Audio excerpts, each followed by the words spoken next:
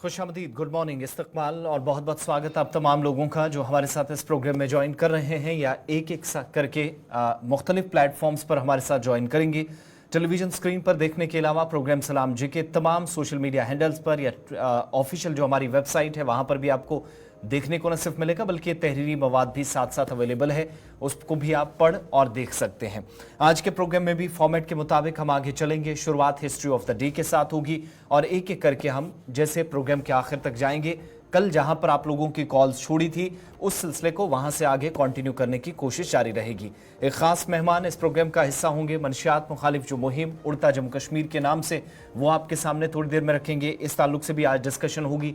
मजीद कुछ सवालात हैं उन पर माहिरीन की आरा क्या है वो जानने की कोशिश करेंगे। और जम्मू कश्मीर के अंदर सलामती और सियासी सूरत हाल पर काफ़ी ज़्यादा इस वक्त चर्चा, काफ़ी ज़्यादा बहस या काफ़ी ज़्यादा डिबेट्स और डिस्कशंस हो रही हैं, उस ताल्लुक से बात करेंगे। साथ साथ अदालतों के कुछ फैसले हैं, क्या उसमें वजाहत की गई है वो आपके सामने रखेंगे। और एक बहुत बड़ा स्कैंडल जम्मू कश्मीर के अंदर, बहुत बड़ा लैंड स्कैम कह लीजिए, जिसकी शुरुआत बहुत पहले हो चुकी थी लेकिन शायद पता चीज़ें नहीं थी। जब आहिस्ता आहिस्ता पर्दा उठना शुरू हुआ तो पता चला कि न सिर्फ बाहर के लोग बल्कि जम्मू कश्मीर के अंदर सिस्टम में बैठकर लोग इस सारे काम को आज के वक्त में भी, जो गैर कानूनी तो था लेकिन अपनी जगह वो उसको सही समझकर अंजाम दे रहे थे। इसी तरीके के कुछ मौज़ूआत हैं, आगे चलकर अपने नुमाइंदों के पास भी चलेंगे। और ट्रिब्यूनल की तरफ से एक बड़ा फैसला उन तंजीमों को लेकर जिनको ये राहत की उम्मीद थी कि शायद आइंदा 5 वर्षों में उनसे पाबंदी हटाई जाएगी। कौन कौन से ग्रुप्स हैं, कौन कौन से फ्रैक्शंस हैं, थोड़ी देर में उस पर चलेंगे। ये सारी खबरें, सारे मौज़ूआत पर डिस्कशन से पहले आपके सामने आज के दिन की बात होगी। आज सितंबर की 12वीं तारीख है, साल 2024 अंग्रेजी कैलेंडर के मुताबिक या ग्रिगोरियन कैलेंडर में आज के दिन की अहमियत क्या है। स्टूडियो में गौहर कुचे मेरे साथ मौजूद हैं, बताएंगे।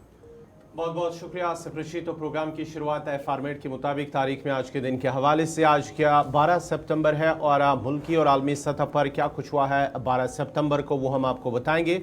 उसके बाद ही बाज़ाब्ता तौर पर खबरों की शुरुआत करेंगे और चलते हैं हिस्ट्री ऑफ द डे की तरफ और बात करते हैं आज ही के दिन 12 सितंबर साल 1635 में स्वीडन और पोलैंड ने जंग बंदी मुआहदे पर दस्तखत किए हैं, वो आज ही का दिन था।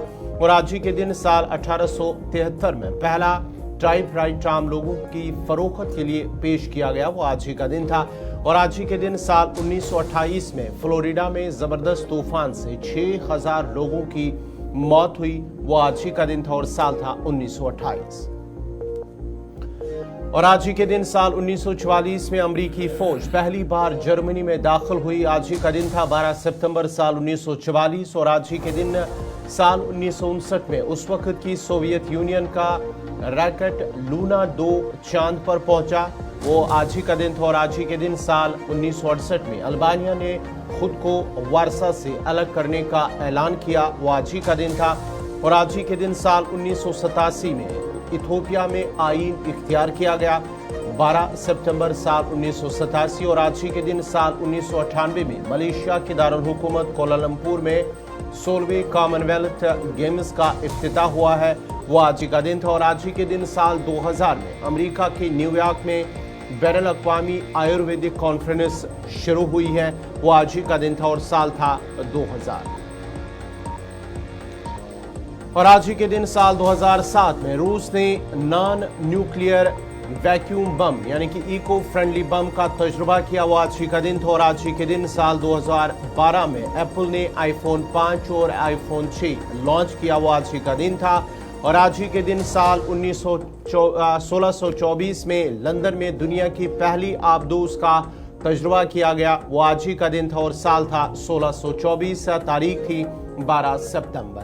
तो नाजरीन, ये थी तारीख में आज के दिन के हवाले से। आज 12 सितंबर को मुल्की और आलमी सतह पर क्या कुछ हुआ है वो हमने आपको बताया है। अब बाज़ाब्ता तौर पर खबरों की शुरुआत, और खबरों की शुरुआत करेंगे आसिफ रशीद। चलिए यहाँ से आगे बढ़ेंगे हिस्ट्री ऑफ द डे के साथ। आप प्रोग्राम का आगाज हमेशा देखते हैं, एक फॉर्मेट रहता है, मुख्तलिफ मौज़ूआत प्रोग्राम में हैं, उन पर जाने से पहले आज जरा बात उधमपुर की सबसे पहले, जहां पर ऑपरेशन इस वक्त तीसरे दिन में दाखिल हो गया है। वो इलाका जो उधमपुर और कठुआ के दरमियान का है, बसंतगढ़ कहलाता है। इस इलाके के अंदर अभी भी तलाशी कार्रवाई जारी है। ऑपरेशन ऑफिशियली कॉल्ड ऑफ नहीं किया गया है। दो मिलिटेंटों की हलाकत के बाद कार्रवाई मजीद आगे बढ़ रही है। फौज और special operation group Jammu Kashmir police का जो इस वक्त इलाके के अंदर सरगर्म है। अभी तक की मौसूला इतलात के मुताबिक कल जहां दो मिलिटेंट हलाक हुए, गोलीबारी का तबादला हुआ, दोनों तरफ से गोलियां चली और एक जवान के जख्मी होने की भी खबर आई थी जिसकी तस्दीक नहीं हुई, लेकिन दो पाकिस्तानी मिलिटेंट मारे गए जो बयान बाद में सामने आया, जिनसे एक M4 कार्बाइन, AK-47 राइफल, खाने पीने का कुछ सामान, इसके अलावा जिंदा राउंड्स और ग्रेनेड्स बरामद करने की तस्दीक पुलिस और फौज की जानिब से की गई। ये वो हिस्सा है जहां पर आपको याद होगा बसंतगढ़ के इस करीबी हिस्से में जहां पर विलेज डिफेंस गार्ड को मोहम्मद शरीफ नाम का एक विलेज डिफेंस गार्ड या VD जिसको चंद हफ्ते कबल कत्ल कर दिया गया था, इस इलाके के अंदर गोली मारी गई थी। उसके बाद वक्फे से कई मरतबा गोलीबारी का तबादला यहां पर होता रहा। मिलिटेंटों की मूवमेंट्स जब रोकने की कोशिश VD चीज की तरफ से हुई तो तब यहां मुख्तसर झड़पें भी हुई, लेकिन इस झड़प की जिसको मुख्तसर तो करार दिया गया मगर अभी खत्म नहीं हुआ, इसमें दो मिलिटेंट मारे गए हैं। किशोर के पास चलेंगे, उधमपुर से हमारे नुमाइंदे हमारे साथ हैं। किशोर, क्या मजीद डिटेल्स हैं इस ऑपरेशन को लेकर?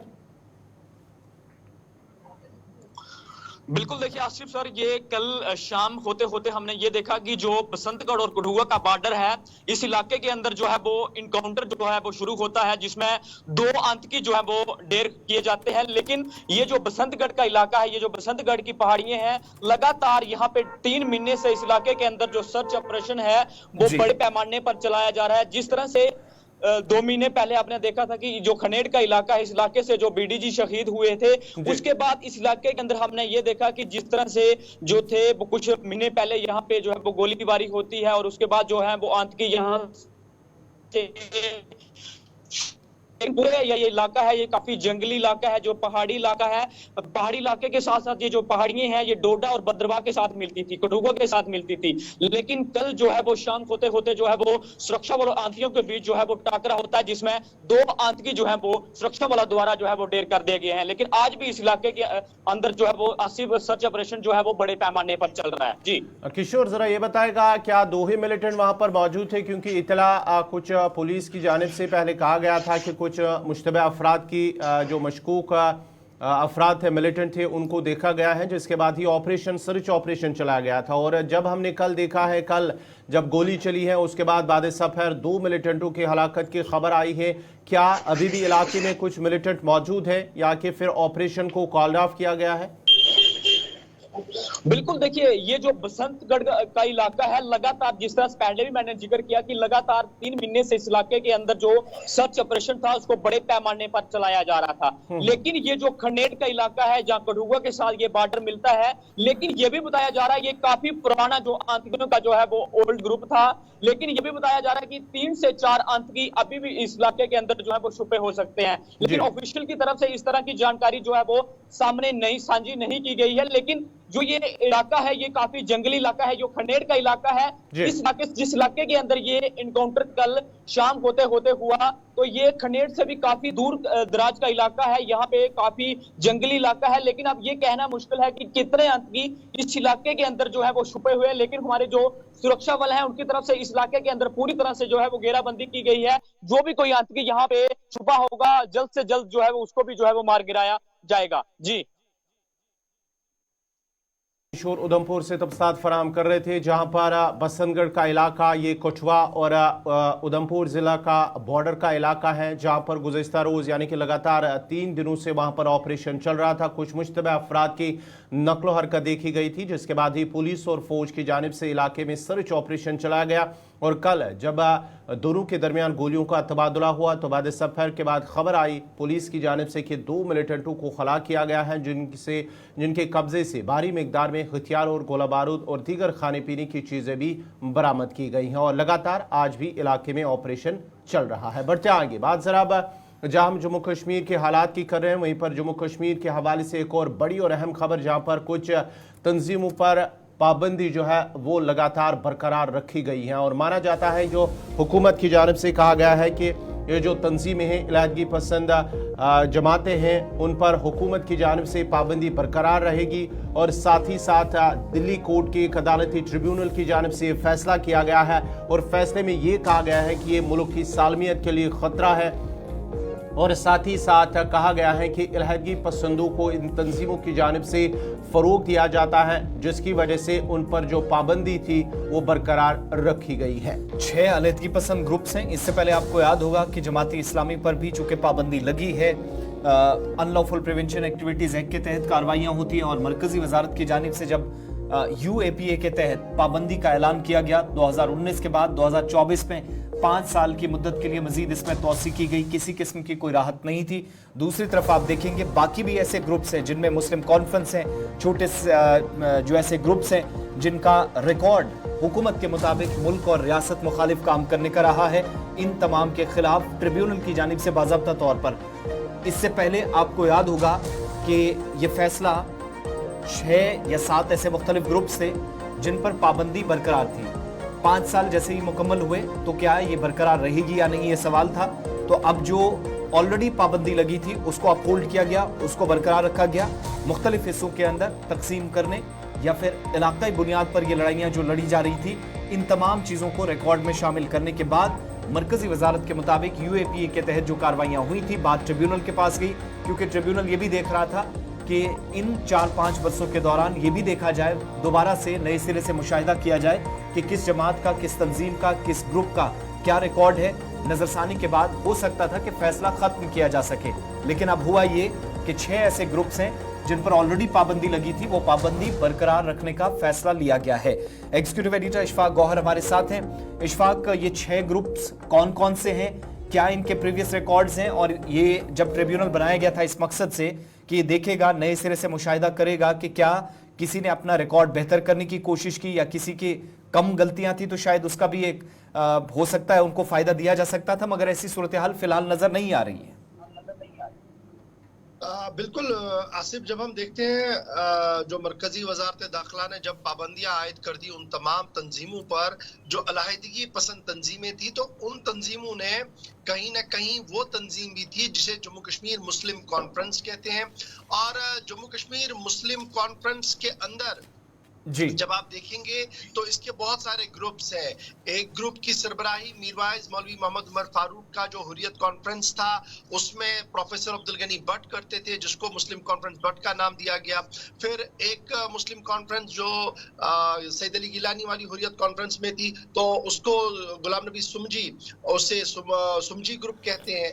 फिर एक मुस्लिम कॉन्फ्रेंस थी जिसकी सरबराही कुछ और लोग करते थे, और तकरीबन 8 से 9 ग्रुप ये थे जो मुख्तलिफ ग्रुप्स के अंदर जम्मू कश्मीर के अंदर काम करते थे। और इनका बुनियादी मौक़िफ़ जो था वो यही था कि जम्मू कश्मीर के अंदर अलहदगी पसंद तहरीक को परवान चढ़ाया जाए। मुल्क मुखालिफ सरगर्मियों के अंदर सन 1990 के बाद इनकी सरगर्मियां बहुत ज्यादा रही, और उसके फौरन बाद जब 5 अगस्त के बाद पाबंदियां शुरू हुई तो इन तमाम ग्रुपों पर भी पाबंदी आयद कर दी गई और इनके असासों को मुंजमद करने की भी कोशिशें की गई। और लगातार ये मामला जो है वो स्पेशल ट्रिब्यूनल के अंदर भी चलता रहा, जहां पर रिव्यू इनका होता रहा।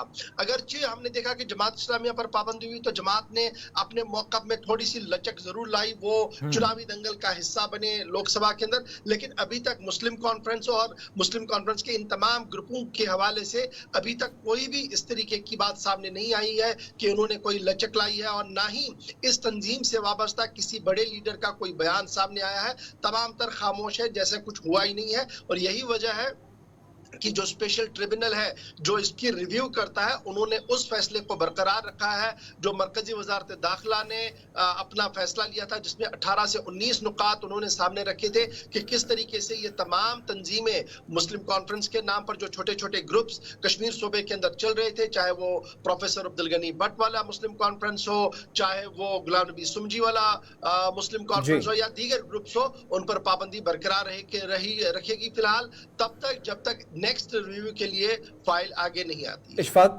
जब से इनको कलअदम करार दिया गया, रिव्यू ट्रिब्यूनल की जानिब से भी किया जा रहा था, जिम्मेदारान इसमें मसरूफ थे, लेकिन क्या कोई इस तरह की भी इतलात हैं कि इन तंजीमों के जो सरबराहान हैं या आज के वक्त में अगर कहीं पर हैं, कोई डेलिब्रेशंस हुकूमत के साथ, वजारत दाखिला के साथ हुई हैं, पर्दे के पीछे कोई मुज़ाकरात?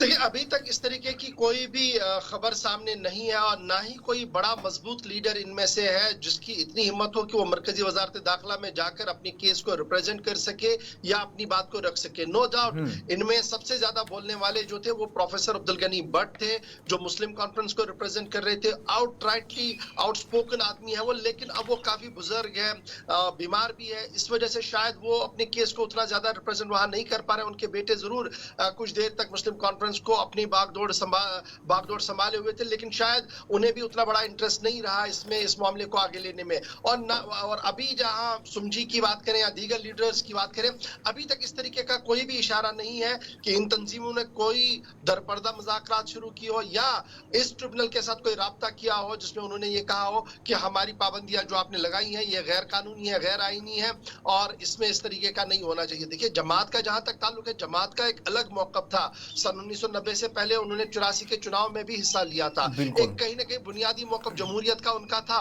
लेकिन इन जैसी तंजीमों ने जो 1990 में पैदा हुई है या 1990 के आसपास जिनको बनाया गया है, जब शोरिश जम्मू कश्मीर के अंदर थी, इनके अंदर वो डेमोक्रेटिक मिजाज की कोई बात ही नहीं थी, कश्मीर की इलाहिदगी की बात हो रही थी। तो शायद ये एक बुनियादी वजह है कि वो अपने केस को उतना ज्यादा रिप्रेजेंट नहीं कर पा रहे हैं और ना ही उतना कोई बड़ा काडर उनका था जहां पर उनको कहा जाए कि ये पोल मैनेजमेंट कहीं पर कर सकते हैं और अगर वो चुनावी दंगल का हिस्सा बनते तो कहीं से जीतेंगे। इस तरीके का भी कोई मास लीडर इनमें से नहीं है। तो शायद यही वजह है कि सबने खामोशी इख्तियार की और मरकज ने अपनी पाबंदी बरकरार रखी। बहुत बहुत शुक्रिया इशफाक, तफसीलात मुकम्मल तौर पर फराहम करने के लिए। फिलहाल 6 मुख्तलिफ ग्रुप्स जिन पर कई मरतबा इसी प्रोग्राम के जरिए आपके सामने हमने खबरें रखी, बताया कि इन पर पाबंदी जो थी वो बरकरार रह सकती है, रहेगी। तो आज फिलहाल आइंदा जब तक रिव्यू नहीं होता तब तक इन पर पाबंदी बरकरार रखने का फैसला हुआ है। ट्रिब्यूनल के इस फैसले के बाद ये वो मुख्तलिफ तंजीमें जो इशफाक बता रहे थे, मुसल्ला शोरिश का या जो कश्मीर सूबे में बदमनी के लिए इन तंजीमों को जिम्मेदार माजी में ठहराया जाता रहा है, अब वजारत दाखिला के पास इसके मुनासिब एविडेंसेस होंगे तो उस बुनियाद पर रिव्यू होता है और ऐसी चीज़ें नहीं आती कि जहां से थोड़ी सी भी लगाम ढीली की जा सके। बहरहाल इस पर आगे भी बात होती रहेगी क्योंकि जैसे जैसे रिव्यू होगा मजीद फैसले ट्रिब्यूनल इस पर करेगा, किसको राहत और किस पर फैसले आफत बनकर उभरेंगे ये वक्त बताएगा। अब जरा एक और ऐसे केस की बात करते हैं जो प्रोग्राम के इंट्रोडक्शन में मैंने बताया था, जम्मू कश्मीर के अंदर अब तक के सबसे बड़े अराजी घोटालों में से एक है। और ये इसलिए नहीं है चंद लोग इसमें आए, बल्कि इसलिए है सिस्टम में बैठकर लोग कस्टोडियन लैंड को बचाने के जो जिम्मेदार थे, कस्टोडियन लैंड के जो मालिक थे, उन लोगों को प्रोटेक्शन प्रोवाइड करनी थी, उन लोगों को बचाना था, उनके हुकूक को बहाल करना था, वो खुद ही इसमें इन्वॉल्व पाए गए। और बदकिस्मती ये कि मौजूदा वक्त में सिविल और पुलिस इंतजामिया के अफसरान पर संगीन इल्जामात लग रहे हैं। खुद एंटी करप्शन ब्यूरो इस मामले में कार्रवाई कर रही है और एसीबी की इस कार्रवाई में जहां पहले भी 210 कनाल जमीन अलग अलग एरियो से जो न सिर्फ रिट्रीव की गई बल्कि जब एफआईआर्स लगी तो 5 मुख्तलिफ एफआईआर्स के जरिए भी पता चला कि कई बड़े अफसरान इस पूरे स्कैंडल में, इस लैंड स्कैम में इन्वॉल्व थे। सैकड़ों कनाल अराजी घोटाले में फिर से कार्रवाई हुई है, कई लोगों के और नाम सामने आए हैं और अब जाकर शिकायतें ये भी हैं कि रेवेन्यू डिपार्टमेंट, इसके अलावा पुलिस डिपार्टमेंट के कई एहलकार और अफसरान इस चीज में डायरेक्टली इन्वॉल्व पाए गए मुबैना तौर पर, जिन्होंने एक शख्स की जमीन दूसरे शख्स के नाम पर कर दी, रिकॉर्ड में हेरा फेरी की, फ्रॉड किया, तोड़ मरोड़ कर चीजें पेश की, रिकॉर्ड को आधा अधूरा दिखाया। नतीजा ये कि मल्टी करोड़ लैंड स्कैम में कई बड़े लोग सामने आ सकते हैं। अगरचे अभी तक गिरफ्तारी की मुकम्मल तौर पर इतलात नहीं है, लेकिन 1 दर्जन के करीब ऐसे मकामात हैं, ऐसे एरियाज हैं जहां पर जब पूछताछ लोगों से हो रही थी तो उस दौरान अलग अलग एरियाज के अंदर तलाशी कार्रवाइयां भी चल रही थी, सर्चेस चल रहे थे। आपको याद होगा कि एंटी करप्शन ब्यूरो ने इससे पहले 5 एफआईआर दर्ज की थी। एक प्रेस ब्रीफिंग में बताया गया था कि 210 कनाल कस्टोडियन जमीन जो अलग अलग इलाकों के अंदर जिसमें लोग इन्वॉल्व थे, इस केस में 5 लोगों पर मुकदमे दर्ज हुए, 5 एफआईआर्स लगी, लोग तो ऐसे कई ज्यादा थे। उसके बाद हजारों कनाल जमीन जो कि असारवन, मिश्रीवाला और भलवाल, जम्मू व इसके आसपास इलाकों में जो लैंड ग्रैबर्स या जो गैंगस्टर्स थे, उन्होंने रेवेन्यू डिपार्टमेंट्स और पुलिस एहलकारों और अफसरान के साथ मिलकर एक मिली भगत के तहत जो लोग कस्टोडियन लैंड के हकदार थे उनसे छीन ली। मजीद इस पर बात करेंगे। शिल्पा शर्मा हमारे साथ जम्मू से ज्वाइन की। शिल्पा, जब सबसे पहले 210 कनाल जमीन कहा गया कि जब पहला नाम सामने आया तो 5 एफआईआर्स लगी, उसके बाद मजीद लोगों के नाम सामने आए, आज जाकर खुलासा यह हुआ कि पुलिस रेवेन्यू डिपार्टमेंट के ऑफिसर्स और बाकी कुछ लोग इसमें इन्वॉल्व हैं। ये केस किस तरफ जा रहा है और वाकई में क्या हम ये मानकर चलें कि जो बड़ी मछलियां थी जो स्कैंडल के पीछे असल में हैं और छोटे लोगों को शायद आगे मोहरा बनाने की कोशिश हुई है, वो बड़े लोग जाल में फंस सकेंगे, पिंजरे में आएंगे, या सिर्फ बात एफआईआर पर लाकर केस को रजिस्टर करने तक ही खत्म हो जाएगी? जी बिल्कुल, देखिए जिस प्रकार से जम्मू कश्मीर में एंटी करप्शन ब्यूरो ने जो है वो सैकड़ों कैनाल की जमीन का एक और घोटाले का पर्दाफाश किया है।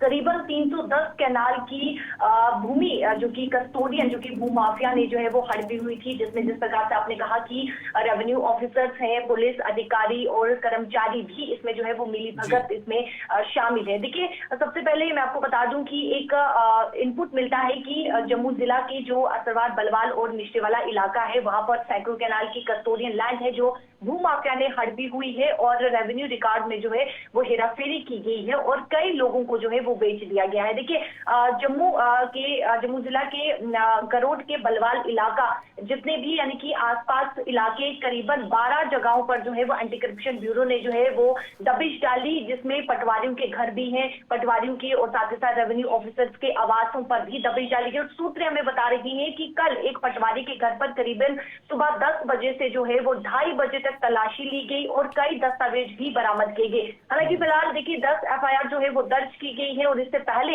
जब 210 कैनाल जमीन का, कस्टोडियन जमीन का घोटाले का पर्दाफाश किया गया था, तब भी 5 एफआईआर को दर्ज किया गया था।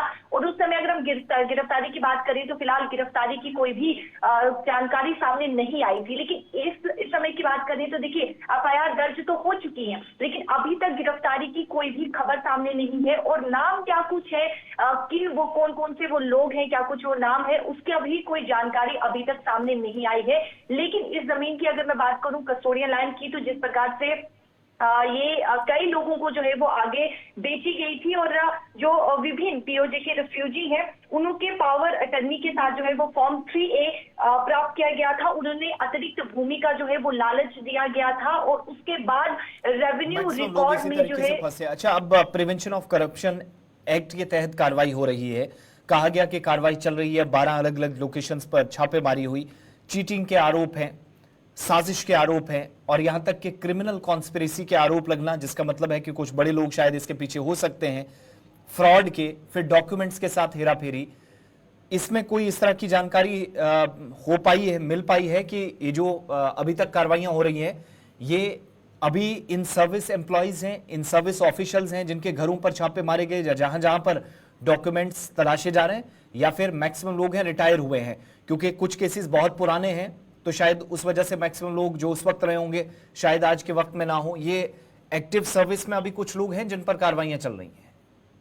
देखिए फिलहाल इस प्रकार की कोई भी जानकारी नहीं है। जब एंटी करप्शन ब्यूरो के द्वारा जो है प्रेस वार्ता की जाएगी तो तब हो सकता है कि वो बताएं कि वो सर्विस में है या फिर रिटायर हो चुके हैं। लेकिन कई पटवारियों के घर हैं, रेवेन्यू ऑफिसर्स के घर हैं जहां पर कल दबिश डाली गई और तलाशी ली गई और साथ ही साथ कई रेवेन्यू रिकॉर्ड्स को चेक किया गया। देखिए मैं एक और बात यहाँ पर बताना चाहूंगी कि जब जिन लोगों को आगे जो है वो बेचा गया, जिसमें सोर्सेस हमें बता रही हैं कि इन्हीं के गैंग लीडर्स हैं जिन्हें आगे जो है वो बेचा गया और कहीं ना कहीं सरकार को काफी ज्यादा नुकसान का जो है वो भुगतान भी यहाँ पर जो है वो करना पड़ा है। कई नुकसान जो है वो सरकार को भी हुआ है। तो फिलहाल जब प्रेस वार्ता होगी तो उस दौरान देखने को मिलेगा कि क्या नाम रिवील होते हैं या फिर कोई और गिरफ्तारी जो है। क्या ये कंफर्म हुआ है या इस हवाले से कोई जानकारी है कि कहां कहां पर ये कार्रवाई हुई है और कहां कौन सी जगह पर, कौन सी प्लेस पर जो जमीन है उस पर कब्जा किया गया है गैर कानूनी तौर पर? इस हवाले से कोई जानकारी तफसीलात दी गई है? देखिए फिलहाल इतना ही बताया गया है कि जम्मू जिला के जो असरवा और जो बलवाल इलाका है, मिश्रीवाला इलाका है, वहां पर 12 जगहों पर जो है वो एंटी करप्शन ब्यूरो ने दबिश डाली हुई है। देखिए ये 12 जगह थी, 12 लोकेशंस थी इन इलाकों में। हालांकि वो कौन कौन से आसपास के यानी कि वो कौन कौन से क्षेत्र हैं, कौन कौन से वो घर हैं, किन घरों के कौन पटवारी नाम क्या कुछ है, फिलहाल इसके रिलेटेड कोई भी जानकारी सामने नहीं है। लेकिन हो सकता है कि जब प्रेस वार्ता की जाए तो तब उस दौरान जो है वो जानकारी साझा की जाए। बहुत बहुत शुक्रिया हमारे साथ प्रोग्राम में मुकम्मल तफसीलात देने के लिए। शिल्पा जम्मू से थी। और कुल मिलाकर आप देखिएगा कि उस वक्त क्या किया गया है, फॉर्म 3A या फॉर्म आल्फ जिसको आप कहते हैं वो लिया गया वेरिफिकेशन के लिए। वेरिफिकेशन किन से ली गई? जो कस्टोडियन लैंड के मालिकान थे, जिनके पास ज़मीनें थे, अब उनको डराया धमकाया गया। लालच दी गई पावर ऑफ अटॉर्नीज के जरिए, POAs जिनको आप कहते हैं। मुख्तलिफ जो POJ के रेफ्यूजीज थे 1965, 71 या उससे पहले और उससे बाद में आए, हुकूमतों की जानिब से इनको यहाँ बसाने की कोशिश हुई, इनको ये जो ज़मीनें हैं वो फराहम की गई और इन लोगों को इजाफी ज़मीन दी जाएगी, अलग अलग जगहों पर इनको ज़मीन तब्दील करके देने का वादा किया गया। ये तमाम लोग, चूँकि इसके पीछे एक बड़ा गैंग काम कर रहा था और फौरी तौर पर इनको ये रकूमात इनके बैंक खातों में ट्रांसफ़र करने की बात कही गई। 5,000 से 50,000 रुपये तक लैंड ग्रैबर्स के साथ मिलकर तमाम लोग, जिसमें रेवेन्यू के ऑफिशियल्स, पुलिस ऑफिशियल्स, पटवारी, नायब तहसीलदार तक के नाम है, इनने मिलकर ये काम किया। इसके बाद ये क्या करते हैं कि अलग अलग जगहों पर रेवेन्यू रिकॉर्ड्स के एडिशनल रिकॉर्ड्स तैयार करते हैं। जो रेवेन्यू रिकॉर्ड्स ऑलरेडी थे उनमें एडिशनल रिकॉर्ड्स ऐड ऑन करके कुछ और छोटे छोटे ज़मीनों के जो चंक थे, छोटे छोटे एरियाज थे, उनके भी रिकॉर्ड्स बनाए, ये भी फर्जी। और जो गैंगस्टर्स थे उनके जो ग्रुप्स आगे काम करते हैं, उनमें जो हिस्से जो लोग थे उनको एक एक हिस्सा दे दिया गया। अब शुरुआत कहाँ से हुई? एडमिनिस्ट्रेटिव पार्ट पर। आज के वक्त में जब कार्रवाई हो रही है तो एडमिनिस्ट्रेटिव पार्ट पर, कार्रवाई ख़त्म भी एडमिनिस्ट्रेटिव पार्ट पर होनी चाहिए और उन तमाम लोगों की सलाखों के पीछे धकेलने के साथ जो इस पूरे केस में इन्वॉल्व है। अभी तक 10 FIR लग चुकी हैं, गिरफ्तारी की कोई तस्दीक नहीं है। इन 10 FIRs में 5 पहले लगी हैं, 5 अब लगी है। 210 कनाल ज़मीन और उसी स्कैम से, उसी आप कह लीजिएगा कि ये जो पर्दाफाश हुआ है उसका पार्ट 2, जो पार्ट 1 प्रेस कॉन्फ्रेंस के जरिए जो पहले तस्दीक की गई थी, ये तो एक बात। यहाँ से आगे बढ़ेंगे, अब ज़रा इंतखाबात की बात करेंगे और सबसे पहले उस नौजवान लड़के और लड़की की बात जिन्होंने जम्मू कश्मीर से लेकर मुल्क के बाकी हिस्सों का नाम सुर्खियों में लाया, रोशन किया और पैरा ओलंपिक्स में पिछले दिनों मेडल्स जीते। यानी जिस्मानी तौर ख़ास हैं, किसी का बाजू नहीं है, किसी का हाथ नहीं है, लेकिन अपनी महारत के दम पर, मेहनत और लगन के दम पर और कुछ करने की जो चाह थी, उसने इनको मेडल्स दिलाए।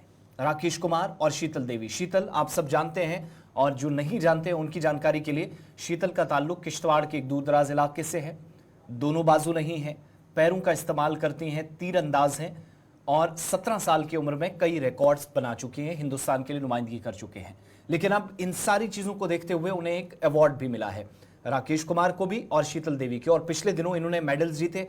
अब जब वापस आए हैं, असेंबली इलेक्शंस हो रहे हैं, तो उससे पहले इनको यूथ आइकॉन की नज़र से देखा जाए, इसके लिए इनके नामों का ऐलान इस वक्त बाज़ाब्ता तौर पर गौहर इलेक्शन अथॉरिटीज़ ने कर दिया। बिल्कुल, कल जिस तरह से इलेक्शन कमीशन ऑफ इंडिया की जानिब से उन्हें एजाज़ से नवाजा गया है, क्योंकि जिस तरह से कहा गया है कि ये का यूथ आइकन के नाम से और साथ ही साथ इनकी जो ज़िंदगी है, जिस तरह से उन्होंने सफ़र किया अपनी ज़िंदगी का, वो एक इंस्पायरिंग स्टोरी है उनकी दोनों। इसलिए इलेक्शन कमीशन की जानिब से दोनों को एजाज़ से नवाजा गया है और इलेक्शन हुकाम की जानिब से उनकी हौसला अफजाई भी की गई है, इज़्ज़त अफजाई की गई है। पैरा एथलेटिक्स की महारत पर ये उन्हें सलाम पेश किया गया और साथ ही साथ ये शीतल देवी हैं, ज़रा किश्तवाड़ से इनका ताल्लुक है, जो पेरिस समर पैरा ओलंपिक्स हैं 2024, उसमें उन्होंने मेडल भी जीता है। आर्चरी के अंदर उन्होंने ब्रॉन्ज मेडल जीता है और साथ ही साथ कहा गया है कि ये दोनों जो जम्मू कश्मीर के अंदर असम्बली इंतखाबात का सिलसिला बाज़ाब्ता तौर पर रवा माह की 18 तारीख से शुरू होगा, इसलिए दोनों को इज़्ज़त अफजाई, उनकी हौसला अफजाई की गई है और साथ ही साथ नेशनल आइकन्स की जानिब से उन्हें ऑनर दिया गया है, इज़्ज़त अफजाई। ये इलेक्शन कमीशन ऑफ इंडिया के जो चीफ इलेक्शन कमिश्नर है राजीव कुमार, उनकी जानिब से उन दोनों को एजाज़ से नवाजा गया, उनकी हौसला अफजाई की गई और साथ ही साथ ये कहा गया है कि ये जम्मू कश्मीर के अंदर जो जिस्मानी तौर ख़ास अफराद है, जो आने वाले असम्बली इंतखाबात हैं, उनके लिए उन्हें बाज़ाब्ता तौर पर इस सिलसिले में वो नेशनल आइकन के तौर पर काम करेंगे, काम कर सकते हैं और साथ ही साथ उन्हें आमादा कर सकते हैं कि वो जमहूरी अमल यानी कि वोटिंग प्रोसेस में वो हिस्सा ले सकते हैं और उनके लिए एक बड़ा अहम रोल अदा कर सकते हैं। बुनियादी मकसद ये है कि कोई अपना वोट ज़ाया ना करे, एक मैसेज वो देने की कोशिश। एक तो यहाँ फेलिसिटेशन जब हुई तो ये साफ किया गया कि दो ऐसे लोग हैं जो नौजवानों को, जो आज के वक्त में सही सलामत है, किसी तरह की कोई परेशानी नहीं, तंदुरुस्त है, जिस्मानी तौर ठीक है, उन लोगों को भी एक वाज़ेह पैगाम जाए कि बगैर बाजों और जिसके टांगे या पाँव काम न कर रहे हों, इसके बावजूद भी वो मेडल्स लेकर आता है, तो फिर आप और हम सब लोग पीछे ना रहें। 17 साल की शीतल देवी, किश्तवाड़ से इनका ताल्लुक। 2023 में एशियन पैरा गेम्स में इन्होंने सिल्वर मेडल जीता। 2023 में वर्ल्ड आर्चरी पैरा चैंपियनशिप में भी इन्होंने अपने नाम सिल्वर मेडल किया। इसी तरीके से बल्कि gold medal 2023 Asian para games में और वर्ल्ड आर्चरी पैरा चैंपियनशिप में सिल्वर मेडल लिया। सीजन्ड आर्चर हैं। पैरा ओलंपिक गेम्स में टोक्यो के अंदर भी इन्होंने कामयाबी हासिल की। इसी तरीके से दीगर कई चैंपियनशिप्स में जहां पर इनका नाम गया। और फिजिकली जो डिसेबल लोग हैं वो वोटर पार्टिसिपेशन नेशनल वाइड को यकीनी बनाए, पूरे मुल्क के अंदर इस जमहूरी तर्ज अमल का हिस्सा बने, जमहूरियत के जश्न में हिस्सा ले। इसके लिए इन दोनों नौजवान खिलाड़ियों को, जिनमें एक बच्ची शामिल है, एक बेटा है, दोनों की हौसला अफजाई दिल्ली के अंदर की गई। इलेक्शन कमीशन की जानिब से जब ये प्रोग्राम हो रहा था तो CEC chief election commissioner Rajiv Kumar की तरफ से अपने ख्यालात का इजहार करते हुए इन दोनों की जमकर तारीफ भी की गई।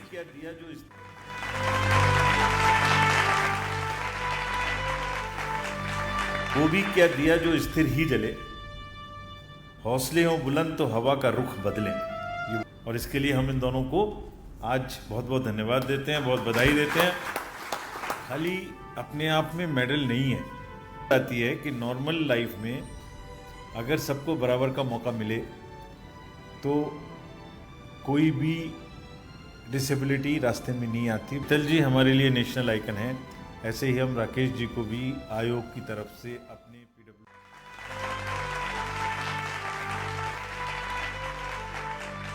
वो भी क्या दिया जो स्थिर ही जले, हौसले हो बुलंद तो हवा का रुख बदले। ये वो लोग हैं। रोशनी देना तो फितरत है, हौसलों की कहानी भी इन्हीं से बयां होती है। कुमार के हवाले से जिनकी कल बाज़ाब्ता तौर पर एक तकरीब के दौरान उनकी हौसला अफजाई की गई है, इज़्ज़त अफजाई की गई है और साथ ही साथ इन्हें एक जो असम्बली इंतखाबात है उसमें बतौर जो जिस्मानी तौर ख़ास अफराद हैं या दीगर जो लोग हैं, जो वोटरान हैं, रजिस्टर्ड वोटर्स हैं, उनके लिए उनसे आमादा कर सके ताकि वो अपना वोट ज़ाया ना करे और इस इंतखाबी मुहिम का हिस्सा बने। तो नाज़रीन, प्रोग्राम सलाम जे के जारी रहेगा। यहाँ पे छोटा सा तिजारती वक्फा होगा। वक्फे के फ़ौरन बाद मज़ीद खबरों पर बात करेंगे।